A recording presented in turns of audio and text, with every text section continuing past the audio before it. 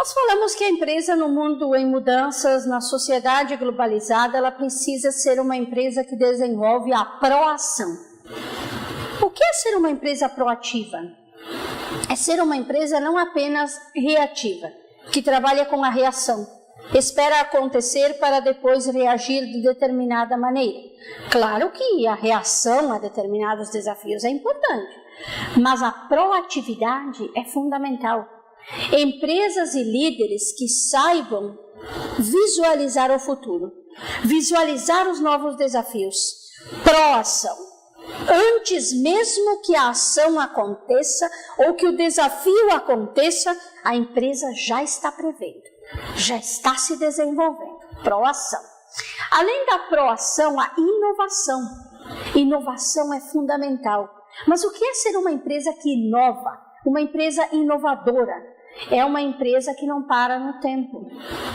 Inova não apenas nos seus equipamentos e instrumentos, mas na capacitação, nas pessoas, no como se desenvolve, enfim, a empresa inovadora se renova para os novos mercados, para as novas sociedades, os novos desafios.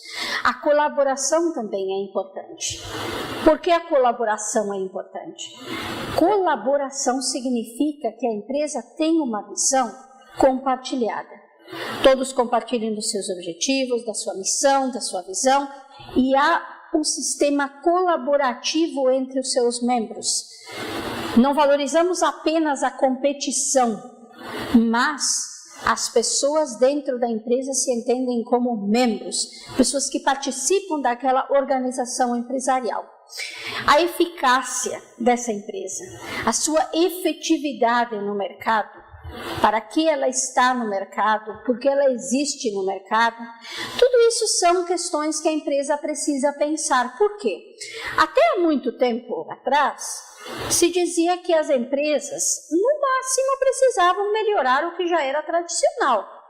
Mas não era tão necessário inovar, ou fazer diferente, ou mudar de forma rápida. Por quê? Porque a sociedade, ela não era ainda tão globalizada, nós não tínhamos tantos desafios, não era tão competitiva, as empresas não enfrentavam tanta competitividade como enfrentam hoje, mas com o tempo, isto foi mudando. E hoje nós sabemos que a empresa precisa inovar. Não é só melhorar o que é tradicional, mas é inovar, é provocar mudanças dentro desta organização empresarial. E muitos autores dizem que as empresas morriam, deixavam de existir, muitas vezes por quê? Porque se empenhavam em inovar seus instrumentos, sua economia, seus produtos, mas se esqueciam de uma coisa importantíssima. Se esqueciam de valorizar e se esqueciam de inovar quanto à questão das pessoas que atuam na empresa. Se esqueciam de voltar o seu olhar ao ser humano que opera dentro das empresas. E por isso muitas empresas morriam. Por quê? Porque por mais que se inove em produtos, em instrumentos, em tecnologias, mas se não se trabalha com as pessoas, com os seres humanos, nós enfrentamos vários problemas. E é por isso que nós falamos hoje que é preciso entender essa nova sociedade, esse novo mundo em mudanças. E entender esse novo mundo em mudanças implica entender também o papel do conhecimento. Por quê? Porque este novo mundo globalizado, em que nós temos mudanças políticas, sociais, econômicas, tecnológicas, legais, ecológicas, em que a empresa precisa ser proativa, inovadora, eficiente, eficaz, e que ao mesmo tempo precisa trabalhar num sistema colaborativo, só vai acontecer isto se a empresa trabalhar com a dimensão do conhecimento, gerir os conhecimentos que há nessa empresa. Mas nós sabemos que hoje cada vez mais o ser humano se dá conta que o que ele conhece se torna obsoleto muito rapidamente. Quer dizer, ele passa, ele precisa ser inovado cada vez mais rápido. Por exemplo, muitas vezes, antes mesmo de adentrar o mercado de trabalho, antes mesmo de terminar a sua formação profissional, o sujeito já se dá conta que aquilo que ele conhece não é suficiente. Já passou, já mudou.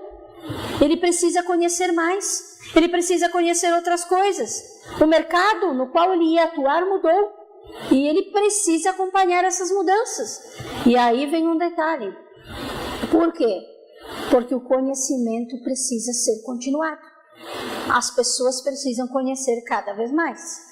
E é por isso que nós dizemos que os traços de um profissional competente hoje, no século XXI, e que vem colaborar com o comportamento organizacional, os traços desse profissional competente, os principais são: lembre, registre, anote quais são os passos ou quem é o profissional competente hoje. Em primeiro lugar, ele é um profissional que entende muito bem e conhece muito bem a área em que ele vai atuar. Por isso, a primeira atitude é aproveitar bem os conhecimentos, o espaço que você tem para conhecer, que você tem para pesquisar. Um outro passo importante é ter sempre o desejo de aprender. Não é aquele profissional pronto, eu conheço tudo, eu sei tudo, eu posso tudo. Não. Eu conheço, mas tanto há ainda para conhecer. É aquele profissional que aprende. Aliás, hoje as empresas estão investindo cada vez mais em capacitações internas, capacitações contínuas dos seus profissionais. Outra característica do profissional competente é saber trabalhar em equipe. Não basta que eu tenha uma cabeça brilhante, uma estrela dentro da empresa, se ela não sabe se relacionar com os outros, com a equipe. Portanto, saber trabalhar em equipe é fundamental. Outro aspecto é perceber o compromisso que essa pessoa tem com a organização.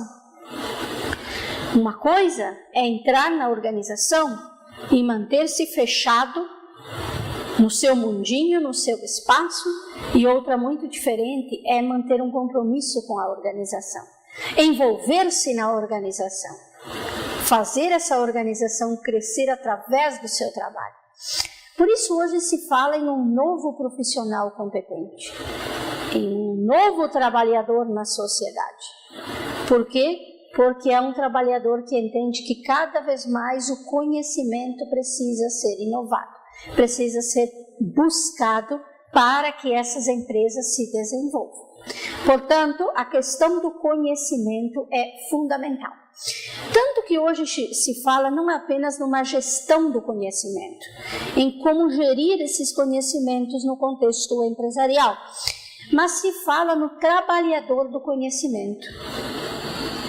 Como assim trabalhador do conhecimento? O que significa ser um trabalhador do conhecimento? E qual é a função desse trabalhador do conhecimento no contexto das empresas? Qual é o impacto que esse trabalhador provoca no comportamento organizacional? É um novo trabalhador.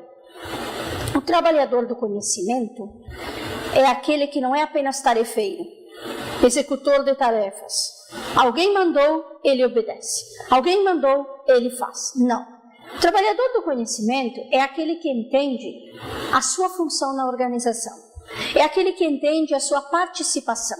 É aquele que quer crescer mais na empresa, que quer se desenvolver mais na empresa, que quer chegar a outros espaços, quer conhecer outros lugares dentro da empresa, outros espaços de decisão, outros grupos. O trabalhador do conhecimento é aquele que se desenvolve com a organização e participa ativamente dessa organização. Trabalha com os seus saberes, com os seus conhecimentos. Professora, mas qual é o impacto desse novo trabalhador no comportamento organizacional? Ora, nós não dizemos que o comportamento organizacional é justamente a forma como as empresas se desenvolvem, desempenham as suas funções, ou então a forma como essas empresas funcionam. E também dizemos que é o comportamento que os indivíduos desempenham na organização. E por isso esse novo trabalhador do conhecimento vai operar de forma criativa dentro das organizações empresariais.